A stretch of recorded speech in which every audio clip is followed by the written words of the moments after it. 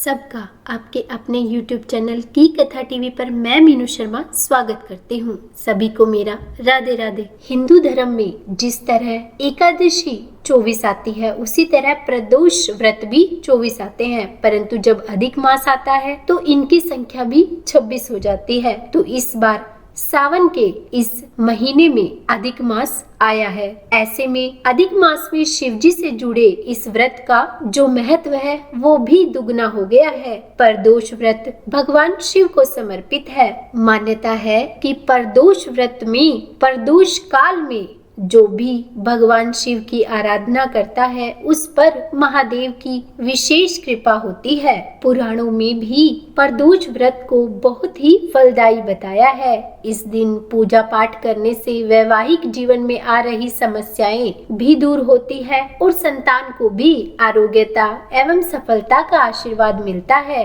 कुंडली के हर प्रकार के दोष निवारण के लिए भी यह व्रत किया जाता है। तो आइए जानते हैं कि इस अधिक मास के कृष्ण पक्ष में पड़ने वाले प्रदोष व्रत के बारे में कि यह कब है, इस दिन प्रदोष काल का समय क्या रहेगा, इसकी पूजा विधि के बारे में और महत्व के बारे में तथा इस दिन क्या खाना चाहिए क्या नहीं खाना चाहिए। तो यह संपूर्ण जानकारी देने से पहले मैं आप सबसे विनम्र निवेदन करना चाहती हूँ कि आप कमेंट बॉक्स में भोलेनाथ की जय जरूर लिखिएगा। और हाँ, अगर दी हुई जानकारी पसंद आए तो वीडियो को लाइक एंड शेयर कीजिएगा और अगर आप मेरे चैनल पर नए हैं तो सब्सक्राइब करना भी मत भूलिएगा। इस बार यह अधिक मास का जो कृष्ण पक्ष का प्रदोष व्रत है वह रविवार के दिन है। पंचांग के अनुसार सावन अधिक मास के कृष्ण पक्ष की जो त्रयोदशी तिथि है वो प्रारंभ होगी 13 अगस्त रविवार को सुबह 8:20 पर तथा समाप्त होगी 14 अगस्त सोमवार को सुबह 10:25 पर। तो ऐसे में यह अधिक मास के कृष्ण पक्ष का जो प्रदोष व्रत है वह रविवार यानी कि 13 अगस्त को रखा जाएगा और प्रदोष व्रत के दिन भगवान शिव की पूजा प्रदोष काल में की जाती है। तो इस दिन जो प्रदोष काल का समय होगा वो होगा शाम 7:08 से लेकर रात 9:22 तक। कहते हैं इस प्रदोष काल के समय में भगवान शिव कैलाश पर्वत पर बहुत ही प्रसन्न मुद्रा में नृत्य कर रहे होते हैं और सभी देवी देवता उनकी स्तुति कर रहे होते हैं। इसीलिए इसी समय में पूरी विधि विधान से भगवान शिव सहित पूरे शिव परिवार की पूजा की जाती है। और अब जानते हैं राहु काल के समय के बारे में, क्योंकि यह बहुत ही अशुभ मुहूर्त माना जाता है।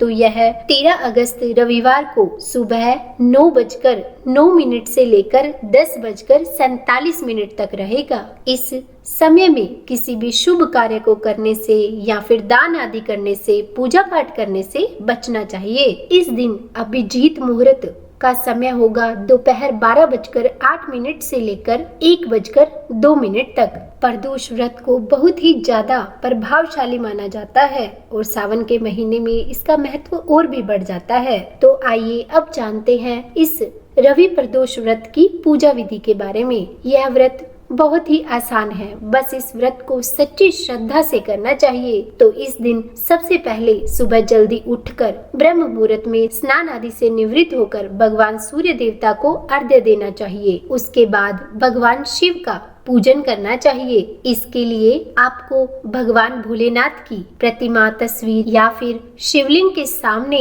किसी आसन पर बैठकर हाथ में जल और पुष्प लेकर अपने व्रत करने का संकल्प लेना चाहिए और भगवान शिव से कहना चाहिए कि यदि इस व्रत को करने में मुझसे जाने अनजाने कोई भूल हो जाए तो मुझे क्षमा करें। और फिर उसके बाद अपने हाथ में लिया हुआ जल भगवान के चरणों में अर्पित कर देना चाहिए। इस दिन भगवान शिव की पूजा करने के लिए शिवलिंग पर अभिषेक भी करना चाहिए। 1 लोटा जल तो जरूर ही अर्पित करना चाहिए। उस जल में आप कच्चा दूध मिला सकते हैं या फिर गंगा जल या शहद, दही, जो भी हो सके आपको शिवलिंग का अभिषेक करना चाहिए। फिर उसके बाद चंदन का तिलक भगवान को लगाएं। शिवलिंग पर कभी भी हल्दी अर्पित नहीं की जाती है। उसके बाद धूप दीप प्रज्वलित करने चाहिए। इस दिन भगवान शिव के साथ पूरे शिव परिवार की पूजा करनी चाहिए। इसीलिए सबसे पहले गणेश भगवान की पूजा करनी चाहिए और उसके बाद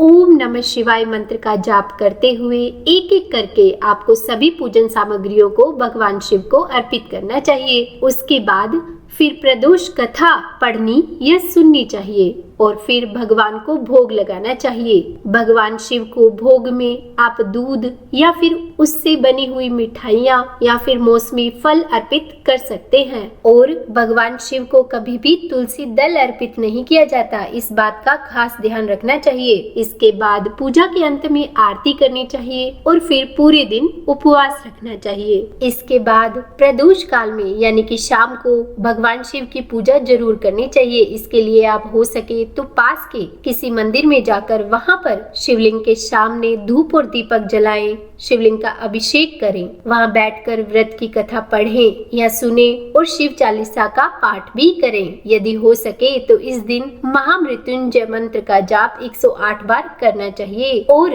इस व्रत में जो भी आप फलाहार ग्रहण करना चाहते हैं उसे शाम की पूजा के बाद भगवान शिव को भोग लगाकर फिर खुद ग्रहण करना चाहिए। इस दिन शिव मंदिर में शमी पौधे में बेल वृक्ष के नीचे दीपदान करना बिल्कुल भी मत भूलिएगा। और अब जानते हैं इस व्रत में क्या खाना चाहिए और क्या नहीं। तो जो भी भक्तजन प्रदोष व्रत रखते हैं उनको इस व्रत में किसी भी प्रकार के नमक का सेवन नहीं करना चाहिए। हाँ, अगर आप नमक खाए बिना नहीं रह सकते हैं तो केवल सेंधे नमक का सेवन करना चाहिए। उसके अलावा आप दूध या दूध से बनी चीजें खा सकते हैं। हो सके तो इस दिन निराहार रहकर ही व्रत करना चाहिए, नहीं तो एक समय आप फलाहार कर सकते हैं। और अगर आप एक समय फलाहार करके भी संतुष्ट नहीं होते हैं तो एक समय भोजन कर सकते हैं। और अगर आप भोजन करते हैं तो ऐसे में आप शाम के समय भगवान शिव को खीर का भोग लगाकर प्रसाद के रूप में ग्रहण कर सकते हैं। व्रत करने वाले को दान करना भी बहुत जरूरी होता है। तो